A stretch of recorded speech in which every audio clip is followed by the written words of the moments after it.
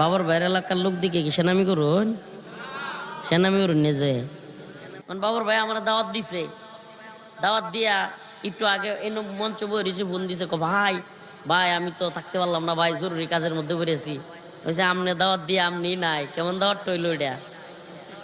ভাই আমি মানে প্লিজ আসলে ভাই আমি তো বিশাল ব্যস্ততার মধ্যে অ্যাক্টিং চেয়ারম্যান সাহেব, আমি তো বুঝতে পারছি যে আমরা চাইতেও মোহাব্বতের মানুষ বেশি আয়া পড়ছে, তখন তো আমরা আর গিয়া থাকবো। আচ্ছা ঠিক আছে আমরা থাকবো নেন কয়ে দিছি। অন হইলো বাস্তবতা হইলো আপনারা বইলেই ফেলি, আপনারা তো আমার এলাকার মানুষ, বুঝন লাগবো। সিরিয়াসলি বলি, নেতা নেত্রী আর ক্ষমতার কারণে বাবার বাইরে মোহাব্বত করি না।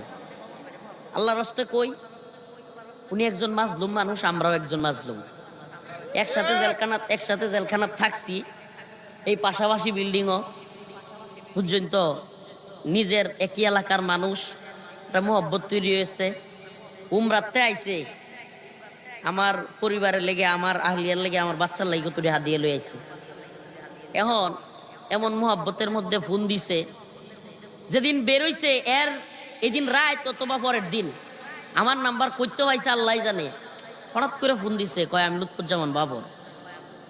আমি কই সুবহানাল্লাহ। ওই যে আপনাদের এলাকার একজন ডিবির ওসি ছিল আগে, নাম হইলো মনে হয় কামরুল ইসলাম জুয়েল ভাই কয়।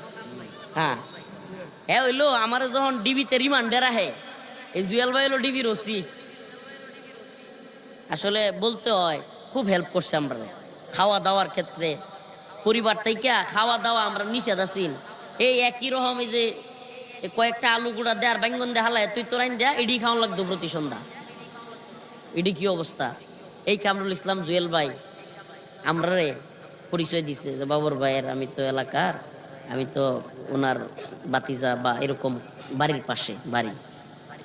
আমারে বাড়ির ফোন করতে দিছে এই ওসি থাইকা এই সময়।